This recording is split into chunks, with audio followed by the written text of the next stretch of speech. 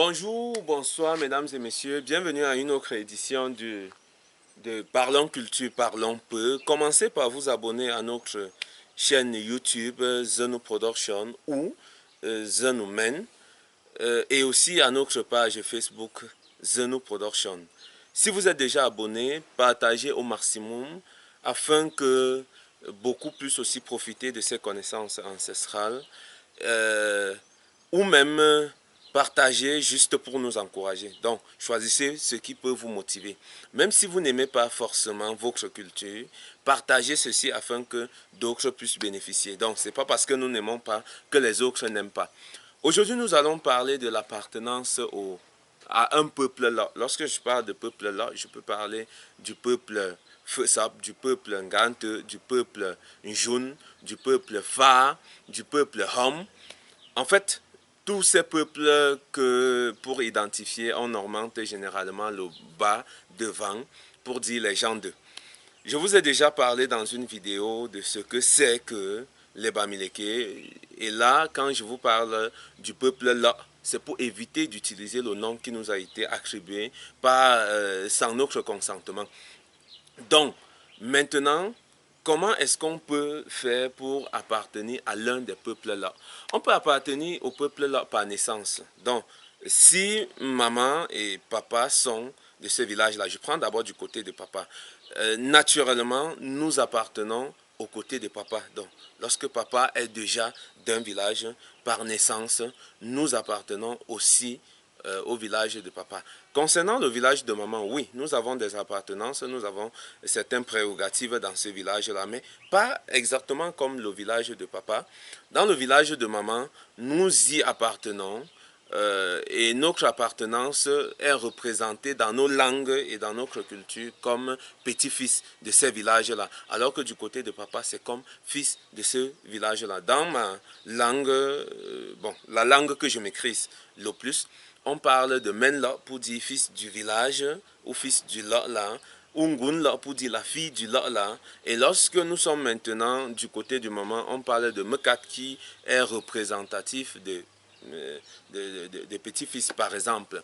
Donc, si papa est d'un village, nous appartenons déjà à ce village-là pour dire que nous devons vivre la vie sociale de ce village, nous devons vivre la vie spirituelle de ce village, la vie culturelle de ce village, et même pour ceux qui pratiquent des religions dans les villages, ils vont pratiquer les religions de ces villages-là. Du côté de maman, nous avons aussi certaines propriétés à faire. Nous avons des rituels à faire là-bas. Nous appartenons à la vie sociale. Nous devons nous impliquer dans la vie sociale de ce côté-là. Ça, c'est l'appartenance par naissance. Nous avons aussi l'appartenance par mariage. Dans l'appartenance par mariage, lorsque une femme sort pour se marier dans un autre, dans un peuple du là, en ce temps-là, elle appartient à ce peuple-là. Elle doit s'impliquer dans la vie quotidienne de ce peuple-là. Elle doit être en activité et en harmonie avec cela. Elle va même appartenir au culte qui seront faits dans le village de son mari, dans la concession de son mari, et elle doit être là. C'est pourquoi il y a un proverbe qui dit ce sont les épouses du lot qui sont propriétaires du lot. Parce que les filles du village doivent se marier dans un autre village et partir. Les filles d'un peuple quittent le chez eux pour se marier et partir. Ce sont maintenant les femmes de leurs frères qui sont restées, qui doivent animer le village et rendre le village plus prospère. On dit en Medjumba, Zula, Grela.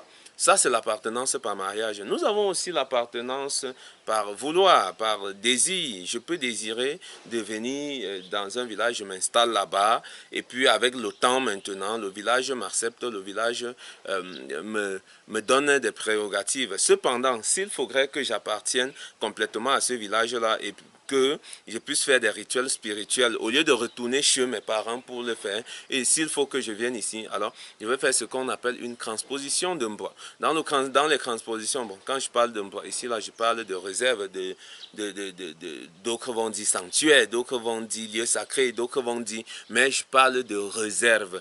J'ai juste traduit le nom en ma langue. Alors pour le faire, vous allez retourner chez vous en harmonie avec les ancêtres de là et vos parents, vous allez prélever un certain nombre de quelque chose pour venir installer aussi l'autre dans votre nouvelle concession, dans votre nouvelle demeure, dans votre nouveau peuple et commencer à entrer en contact avec la divinité par là. Donc, vous ne serez plus obligé de retourner chez vous. Donc, voilà une autre méthode. Et avant même, il y avait par décret. Le décret, c'est que il y a quelqu'un qui n'est même pas du village, qui fait quelque chose qui est bien. Le chef l'installe, le chef lui donne les prérogatives que tous les autres peuvent avoir. Bon, quand je parle de chef ici, là, c'est par abus. En fait, les feux. Parce que je ne sais pas s'ils sont les chefs. Ils ne sont pas des chefs parce que nous ne sommes pas des clans. Donc, nous sommes des peuples du là. Et à la tête d'un peuple du là, on a un ven, on a un faux, on a un fon. Voilà un peu les méthodes d'appartenance que j'avais à partager avec vous. Comme je vous ai dit, partagez la vidéo afin que beaucoup plus bénéficient de l'héritage culturel du peuple là. Merci de vous abonner, merci de nous soutenir en faisant en sorte que nous puissions avoir un maximum d'abonnés.